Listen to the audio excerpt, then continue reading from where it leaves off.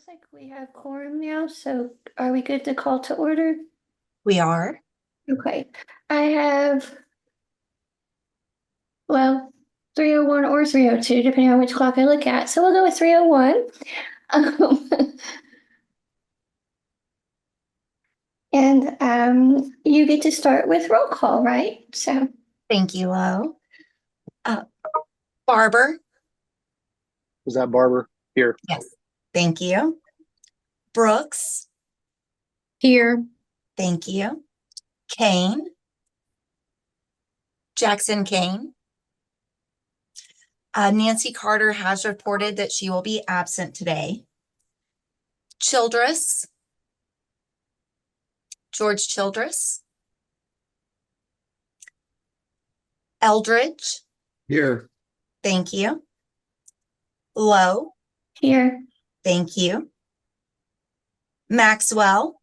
Here. Thank you. Matheson. Maddie Matheson. Mull. Here. Thank you. Robertson. I'm here. Thank you. Joel Simmons is on a leave of absence both this month and next month. Spangler. I'm here. Thank you. Welch has reported that she will be absent today. And Ziegler. Here. Thank you so much. And we do have quorum. Okay, so next on our agenda is the approval of the June meeting minutes. Would anybody like to make a motion to approve those? This is Maul. I make a first motion to approve the meeting minutes. Thank you, Mo. And is anyone able to second those? This is Barber. I'll second it. Thank you, Barbara. Madam Chair, this is Cook. Yes, ma'am. I have a question. I see 9 members present. What's our total now, Misha? We've got, if I'm unsure if our second term members are approved for their second term or not. If we are operating under 15 members, our quorum is 8, which we meet. If we are operating under 11 members, our quorum is 6, which we also meet. I thought it was, okay, so 11 members. I'm sorry, 12. I was like, that doesn't make sense. 12, so we have 12 current members. We've got, I'm sorry, if all of the second term members are approved, then we still have 15 members, in which case our quorum would be 8. I thought it was 50% plus 1. Would that not be 9? My goodness, it would be. I'm so bad I'm at so math. sorry. I am not so a sorry, math folks. person. It's confusing because we're kind of in a little bit of a state of flux. We don't yet have the official appointees for second terms or new members solidified. So we're kind of we're hoping to do right by the current bylaws and make sure that we have quorum. So I'm just sitting here, the numbers just don't look right to me. Well, and you probably saw where I wrote on my sheet 11 members equals 6 quorum, and it should have been 7. And we're good now. We do have quorum. Yeah, we've got 9 members that are here right now. Okay, my bad. Sorry to interrupt. Go ahead with your, I think, let's see. Mull had made the motion Barbara seconded. Barbara did? seconded. And Barbara seconded it. Okay, sorry, I'm back out now. I'm shut up. Okay, so now do I need to ask if anybody objects to the meeting minutes being approved? Okay, great. Let's do that. Does anybody have any issues with the meeting minutes being approved? No? Okay, then that is good, since we have quorum.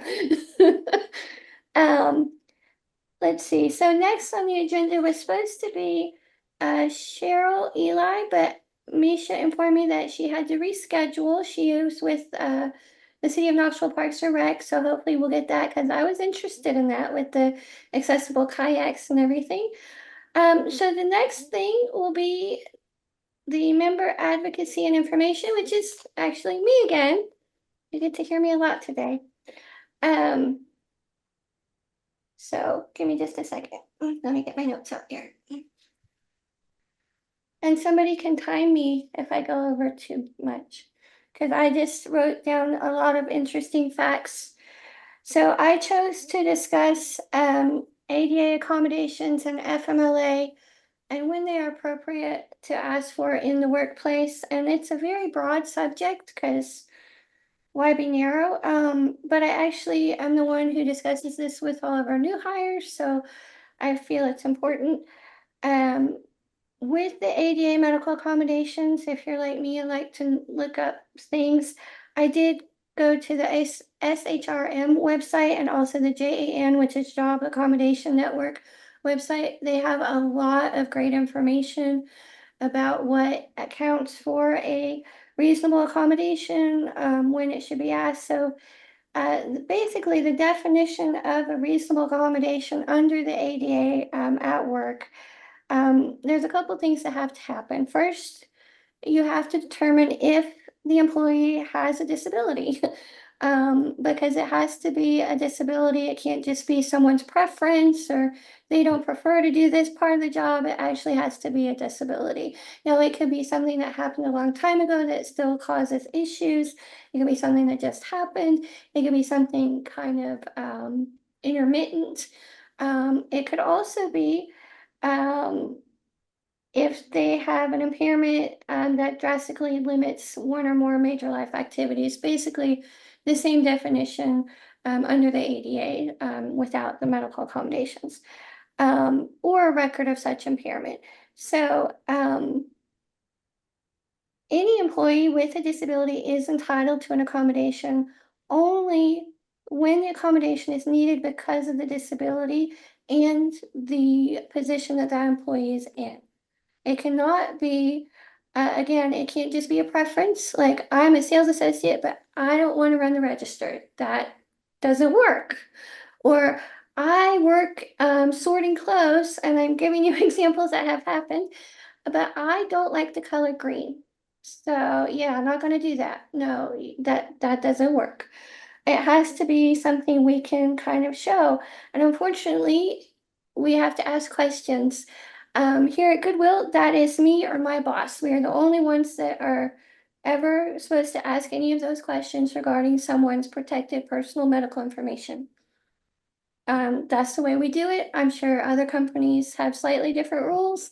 But that's the way we've always done it. And typically, actually, it's my boss who is the one making the final, yes, we can do this, no, we can't do this decisions.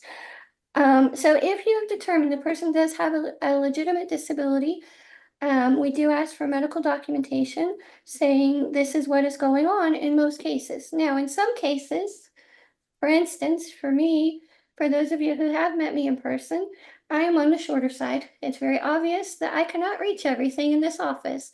I have a grabber that is actually my personal grabber that on my first day at work, I said, hey, I'm bringing this. And they said, sounds good. When I moved into the HR department, I could not reach the big copier that we use in the workroom, so we got a step stool. Now, my boss, Megan, did not say, hey, Karen, go get something from your doctor saying you need this step stool. She just said, okay, let's go find you a step stool. Sometimes it's that easy. Sometimes it's not. That's why you have to have discussions. You have to have conversations. From the person asking the questions of the employee, what we have found is they get set, like this is the only accommodation that will work. And that's not always the case. So you have to be able to think outside of the box for them and be like, well, maybe we should try XYZ. Or, if someone's asking for extra break time, but they still have to be able to meet their quota or their goals, is that going to be an issue? And for us, unfortunately, it really depends on what location you're at, what position you're in. There's a lot of finite details. Now, I mentioned the Job Accommodation Network, or JAN, and they are great because they actually, you can look by disability, you can look by diagnosis, you can look like limitations, and it will give you examples of different things that could qualify. Now, with regards to FMLA, our Family Medical Leave Act, this is a federal law that gives an employee up to 12 weeks unpaid time. Of course, if they have paid time off, they can use it, but then it goes into unpaid time. And we will hold their position. So in Tennessee, the requirements to qualify for FMLA are as follows. And this applies to any public agency, public and private elementary and secondary schools, and all companies with at least 50 or more employees that work in 20 weeks out of the year. So it couldn't be like a pop-up Christmas store. You're not going to get FMLA for that. You have to have worked for the company for at least a year. It doesn't necessarily have to be consecutive, but it does have to be a year at least. You have to have worked 1,250 hours within that year, which basically means you have to have been full-time for the majority of that time. So if someone comes to me and says, I think I might need FMLA, those are the first two things I check. Have you worked for us long enough, and have you worked enough hours? If they have, then we go to the next step, which is they again have to get something from their doctor saying this is what is going on. So FMLA can work for the actual employee. It can be if they are a caregiver, so a parent, a spouse, mainly those are the two that come up, but an immediate family member. It can't be like my mother-in-law got diagnosed with cancer and I'm going to be her caregiver. You don't get FMLA for that. Under the law, it's considered your immediate family. Of course, birth or adoption of a child would qualify. Any major surgery. Where it gets tricky is if it's going to go beyond 12 weeks. Every company's different. Some companies have a leave of absence. Here at Goodwill, we don't. We will give anybody 2 weeks off during the year if part-time or full-time. But if it goes beyond the 12 weeks and you're full-time, you have to resign due to non-work related medical. That is our policy. So I don't know what time I started. Am I at 5 minutes? You're Yeah, on a roll. You good? Or you I'm got good. up to, I think, 2 more minutes. 2 more minutes? Okay. I don't know. With the FMLA, I will say this, you have to be very specific about the time frame. It can't, and that's sometimes difficult for people. They're like, well, I'm having surgery and I may be back in 2 weeks or I may be back in 6 weeks. I don't know. And that's hard on the supervisor too, because they're having to keep that position open while that person is out, right? So you don't necessarily have to put them into the exact same position, but it has to be an equal position. You cannot demote somebody because they took FMLA leave. That is illegal. You will get in trouble. I do want to touch on with the medical accommodations, and I feel if you are someone who does have a visible disability, you may have run into this. I have a number of friends that have, where you know the policy, you know the law, you can ask for an accommodation, but they can come back with, well, we can't meet that because of whatever. And we're not going to keep you around because now you're causing a problem. So even though it's the policy, are they following the policy? That is where it gets really tricky. I actually picked my boss's brain because I know how things are here at Goodwill, where I've been in the HR department, but I also know what my friends have run into in the corporate world, where if you ask for too much stuff, you got to be careful. And when do you ask for that? Do you ask for it when you first start? Do you ask for it, in the interview? Do you make them aware? And there's a lot of differing opinions. So for me, I do not like to put it on my resume, but if you look at it and you know what you're looking for, you can tell that there is something going on. Because of my affiliations with certain groups like Codi or Little People of America. If you know what you're looking for, it's not hidden. Because I don't want to surprise anybody, but I also don't want to be discounted when I walk in the door, and that has happened. And I'm sure other people have run into that as well. So it's very important if you're looking for work, that you also think about is this the right position for me? Because not every job's perfect for every person. And if you're telling someone, well, I'm applying for a sales production associate, but again, I don't want to run the register, that's not going to work. But if you go in and say, these are my limitations, I'm going to need a magnifier so I can see the register more clearly. That's something most places can do. Or if it's a computer screen that you're using, I need to be able to enlarge everything, to 30 or whatever, so I can read it. Or get me a program that'll read it to me, and then I can still do the same job. So sometimes you have to be the one with the answers ready, or at least the suggestions ready for your employer, especially if they haven't dealt with anybody with a disability. Okay, I think I'm done now. Does anybody have any questions though? Yes, Miss Cook? Have you considered a possibility of extending non-FMLA leave as an accommodation? That's a common thing that we've done at the city. We do not do that at Goodwill. We do not, our policy, anyone can have 2 weeks. If it goes beyond 2 weeks, and that's for any reason, not necessarily medical reason. If it goes beyond that and you do not qualify for FMLA, you have to resign, but you are considered rehirable. That's our policy. I'm sure other companies like the city do things differently. Any other questions or concerns? Okay. I feel like I'm talking a lot today. Sorry, guys. Okay.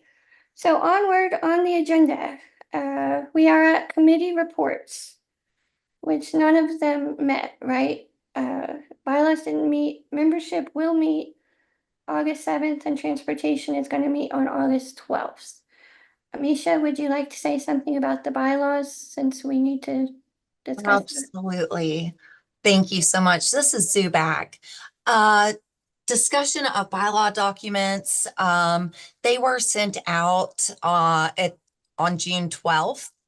And everybody had been asked to look over those. The bylaws committee had already voted on that and had agreed to present them to the full Codi body for voting.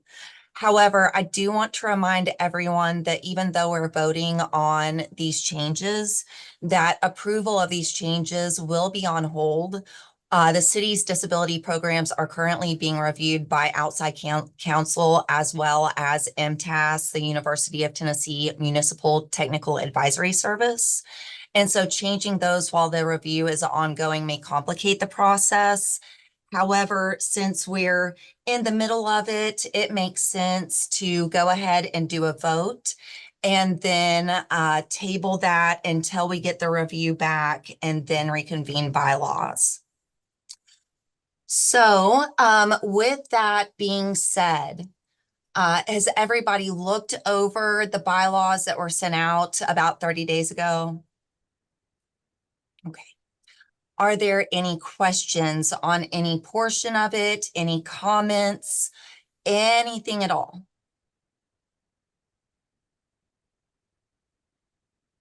This is Barber. I don't know. My internet is being wonky, so I don't know if you can hear me. But here's just my question. I looked over everything. There's a lot of modifications and things moved around or whatever. And so understanding that I have complete and total trust in the bylaws committee, I'm just curious if there's anything in there that was maybe controversial or something that we should take a closer look at, or something that bears a little bit closer examination, because it all seems great to me and I'm ready to rubber stamp. So I want to know from those of you guys who are involved in that if there's like something that I should be aware of.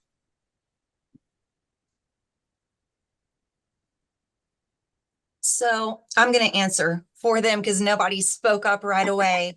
Other than, you read the document, I made a very detailed 20-page document that goes through every single thing, whether it was changed or was not changed. There is nothing, I would say, really out of the ordinary. This has been a work in progress. We haven't had a full bylaws recommendation approved since 2019. So this is about 5 years worth of things that was combined in this. And this is why, I do prefer that, because bylaws has voted on it already, that we do vote on it as a group and then just hold it. Because once we get the review back from MTAS and outside counsel, I fully expect that they're going to have some recommendations to make. And at that point, we can reconvene bylaws committee. Anything that is not touched on by MTAS that's already been approved by Codi can probably can go ahead and be submitted. And then any changes that MTAS recommends, we will look at as a committee and bring those changes back to Codi, and then go ahead and just do that all at once. We're not going to send any of this stuff right now without having that review back, because that will complicate things. I'm just trying to make this easier all the way around for everyone, since it is such a big document so far, and now we're on hold for just a little bit longer. Perfect. Thank you. You're welcome. Would anyone like to make a motion? This is Barbara. I move that we adopt the changes as presented. Thank you, Barbara. This is Ziegler. I will second that motion. Thank you, Ziegler. All in favor? Aye. Aye. Aye. Aye. Thank you. Anyone opposed? The ayes have it, motion passes. Thank you, everyone.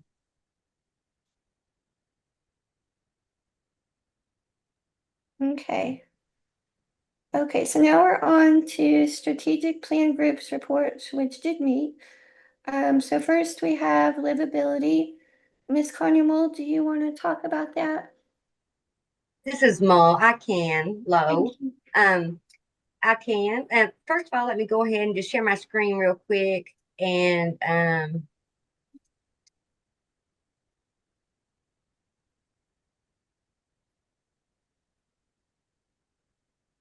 can y'all see my Word document? No. Oh, okay. Okay, let me see here. What about that? Share. Oh, okay. Now you're gonna be able to see the Word document. We can see your Zoom screen too. I think you're sharing your entire screen, Mo. Well, what can you see? Well, I think you're good now, Kanya. Well, you Oh, have. okay. Well, so I was good. We could see that Word doc. Okay. What about now? yes. Okay, great. Because this is what I wanted to talk about. Livability committee, we did meet, and we had a really good discussion about the accessibility checklist, and we all know that this is what we do here. It is voluntarily done out of our own time, and we talked about people that had signed up to do the checklist. I know I'd signed up in June, so I moved myself to May.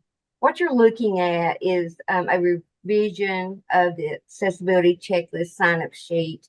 This is what I have so far for July. As you can see, you'll see Brooks there. She's got Soccer Taco and Not Watson's. Matheson, Two Below Honey, me, the Zuback and Edmondson, Myrtle's Chicken and Beer. And then in August, these are the individuals that was on the list to do August. We'll have to see about Joel Simmons' situation there. But if anybody needs to rethink that or move to September or be added to this list, if you've not signed up to be on the list, you can see here that we need people for September.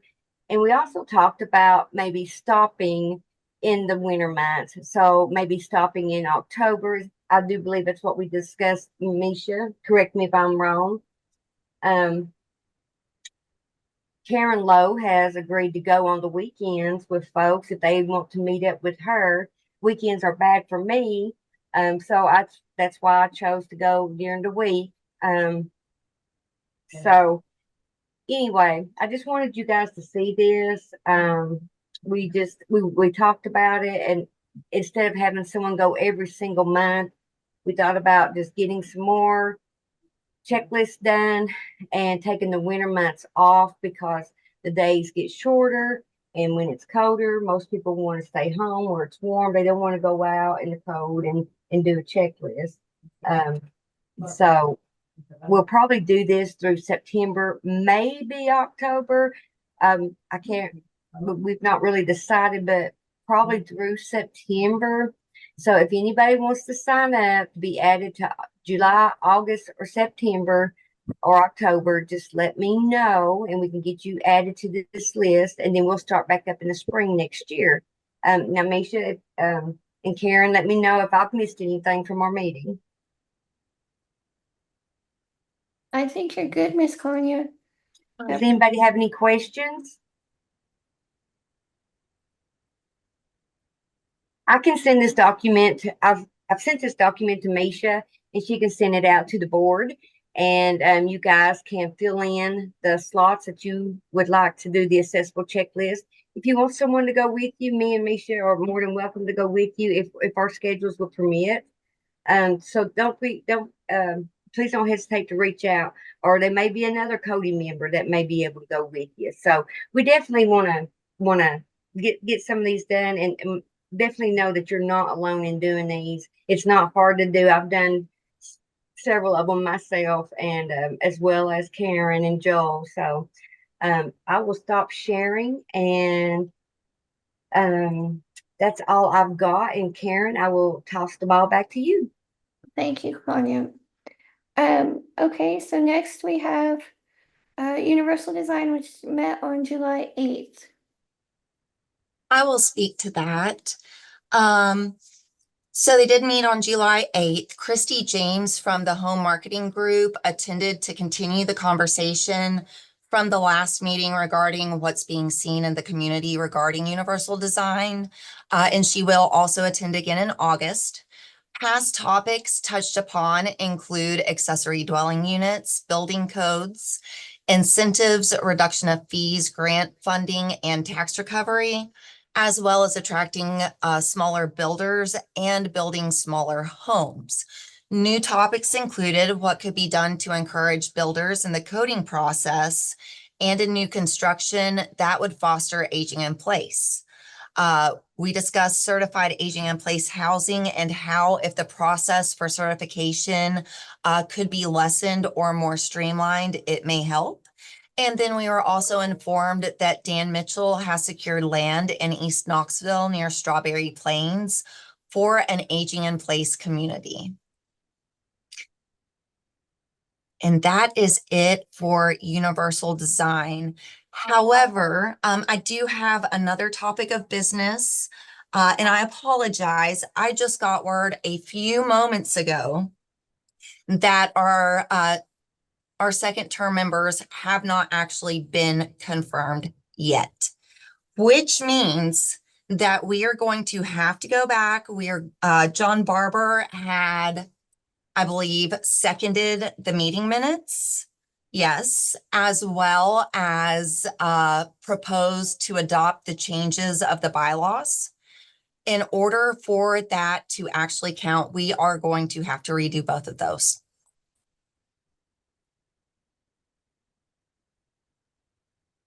Okay. For approval of June minutes, Maul made the first motion. And that still works? Maul making the first motion works. Barber seconding it does not work. Okay. Can I second? This is Maxwell. Can I second? Maxwell can second. Yes, Correct? you may. Thank you, Maxwell. That's great. You're very welcome.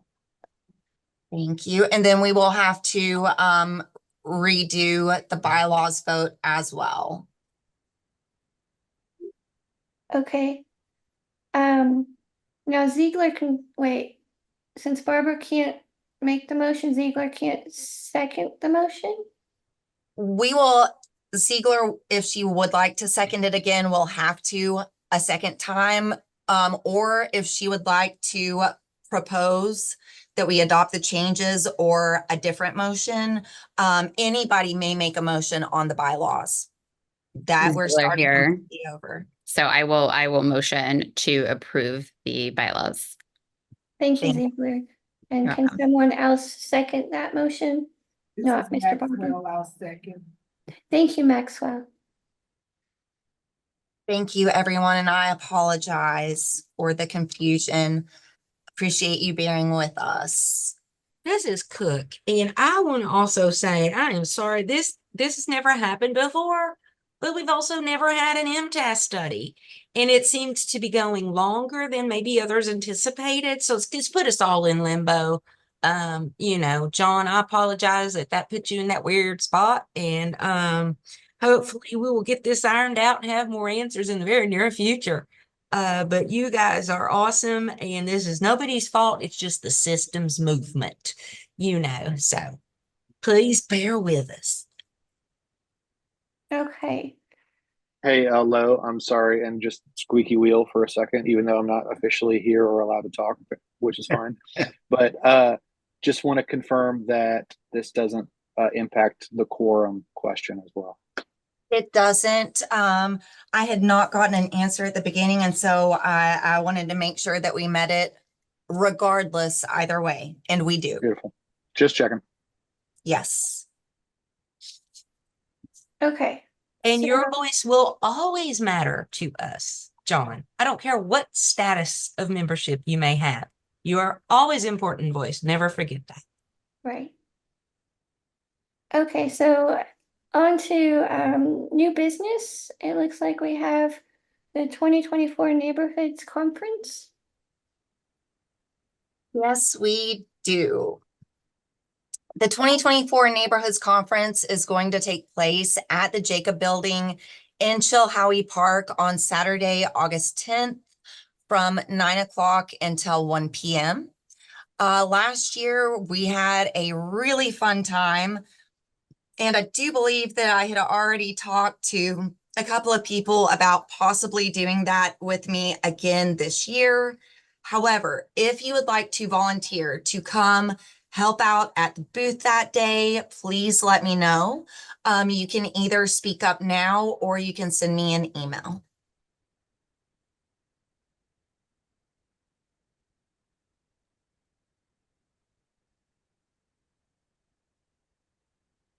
This is Maul. What was that date again for the neighborhood conference? August 10th. Thank you. Mhm. This is Cook. I'd just like to add a couple of things, a few reminders, since there's a couple of things that are going to happen before we meet again. One is this Saturday, Misha sent you guys out the flyer from Gary Harmon. Gary Harmon is a local disability advocate, retired student or retired teacher, comedian. If you've never been in his presence, he's amazing. But he and a former local news anchor, Ted Hall, are doing a documentary called Challenge Accepted. Anybody and everybody with a disability, with a family member, any kind of disability connection is invited to attend this Saturday. It's going to be on South North Shore. This is near Lake Shore, and it's at this beautiful, huge church. I think it's Westminster Presbyterian. Thank you, John. John's confirming. And it's 1 until 3. I would love to see you guys there. I'm going to be there. I know it's a Saturday. We'd all probably better do other fun stuff, but this might be just a one-time opportunity to be a part of a documentary that includes Knoxvillians with disabilities. So if you can make it, I'd love to see you there. And also on July 26th, anybody know what that day is and why it's significant? Misha, quit nodding your head.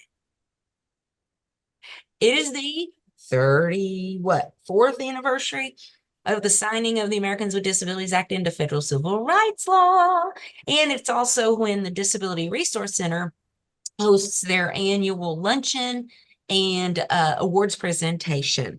So, oh, we're being recorded, so I can't say what I was about to say. Well, I'm just going to say there is a prominent individual with a disability. If you've been in the disability community in Tennessee for any amount of time, you're going to know this individual's name. She lives in the Middle Tennessee area. That's what I'm going to say. She is going to be awarded. And I know she would appreciate seeing some familiar faces there. So if you can make that too, please reach out. And we have got 2 tables. And so if you wish to come as a Codi member, you will be on the DSO ticket. So you just need to let us know. And there seemed to be a third thing I wanted to share. Hey, Steph, it's Stacy. Yeah. Hey, I'm coming, but I have to sit with my folks from TDC Okay. because you know why. It's all good. It's okay. We're all in the disability world. We're all family. It doesn't matter what agency or body or group that we are a part of. So yeah, that's some exciting summer stuff coming up. So It's a really good event. I encourage everybody to attend. mm-hmm.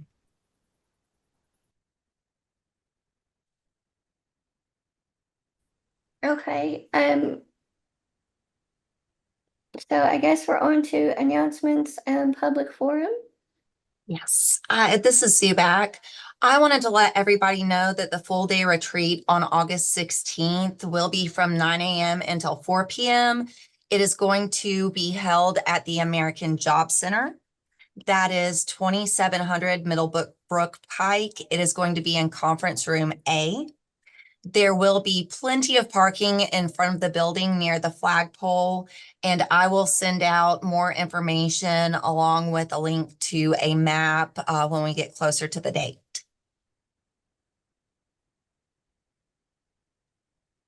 This is Cook. I would also encourage you, if you've not already, to let me know if you have any dietary restrictions. So we want to be mindful of that. We don't want anybody getting an allergic reaction or anything like that. And we have a budget that we're working within. So let us know if you've got any special dietary needs. Okay, and I see we have a number of guests here today. Alice Wershing, Marion Wild, Gruber, Evan Sander, who I believe Misha told me is Current Codi nominee. current Codi nominee. Thank you. And Cheryl Ball.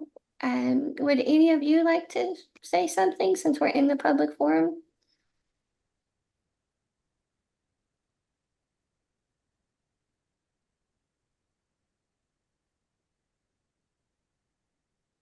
I just want to say hi and thanks for letting me join. I don't have any real comments, but I appreciate being able to participate. So thank you. Of course.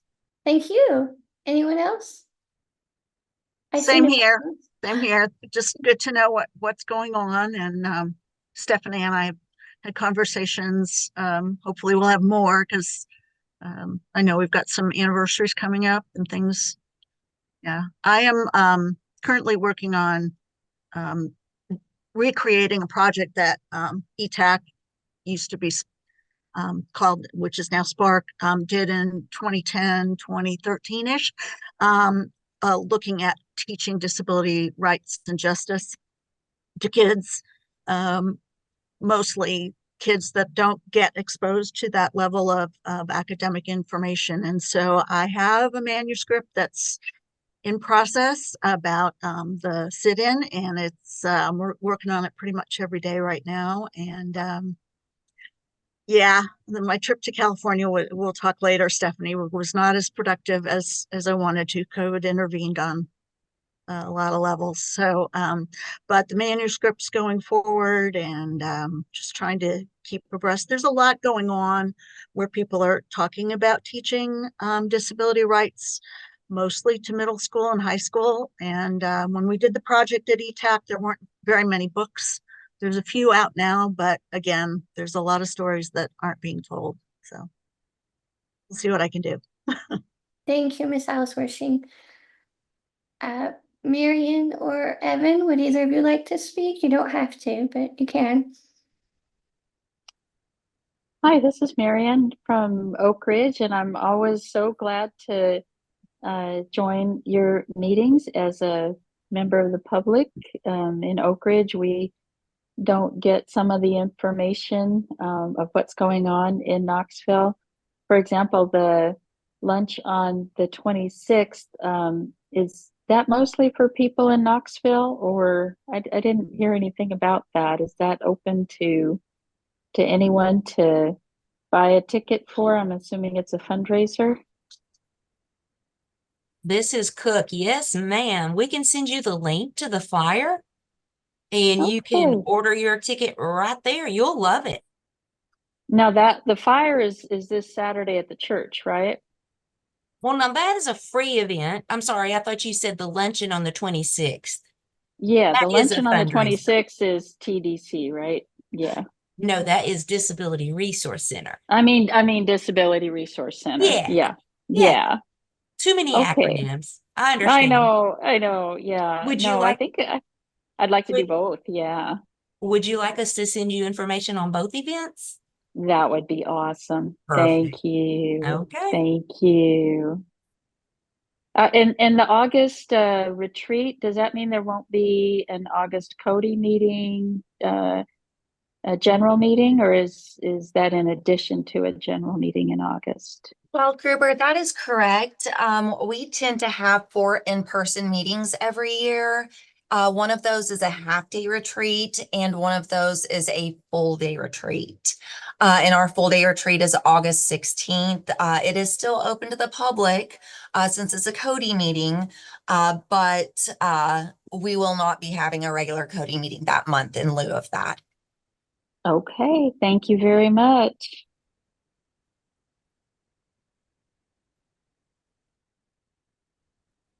Yes, Cook, go ahead.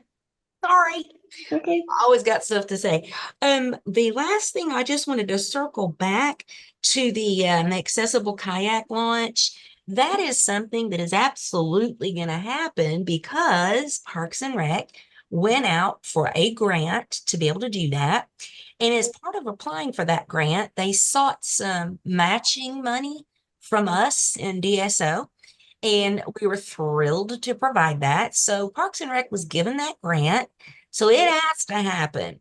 The reason we're not talking about it today is because we need to just get a little bit more information on it. And we also want to invite not just Cheryl Ely with Parks and Rec, but some of our partners with the Public Building Authority, because they will be the ones that will manage the overall ADA updates to Holston River Park, where this kayak launch is going to be put. So that's the only reason why we had that little hiccup today. We couldn't ever, between vacations and some people being out of the country, we just couldn't get everything together for today. But we're planning on having that as a topic for August's retreat.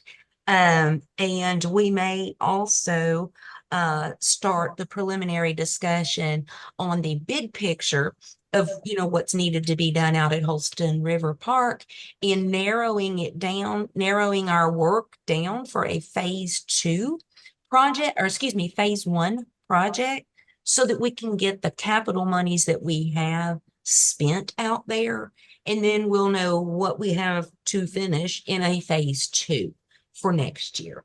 So I'm looking forward to that being a very hearty discussion and some fun stuff coming up at the retreat. And I also wanted to let you all know at the last meeting, well, at several previous meetings, but specifically at the last meeting, there were some folks with some interest in learning more about the multi-use stadium that's being built and it's going to be open next year. So we have reached out and we're just trying to get on somebody's calendar. It'll be with Rebecca Jane Justice. She's our chief redevelopment officer, I think. Gosh, forgive me if I say that wrong. But she is the city's point person on that, along with Chris Caldwell, who's with Knox County. And so we're going to meet with her preliminarily and get a big picture view of what's the plan is, timeline and everything. And then we'll be able to set up a time for Cody to come in and view the plans, maybe see the schematics. I know there have been some media coverage that have included like video from tours that were taken. So we'll get to have that opportunity and to weigh in and say kudos for all the good stuff and ask if anything might need to be changed if you see that there's something proposed that might work better if done differently. So that's on the radar too. Hopefully we'll get to do that in August.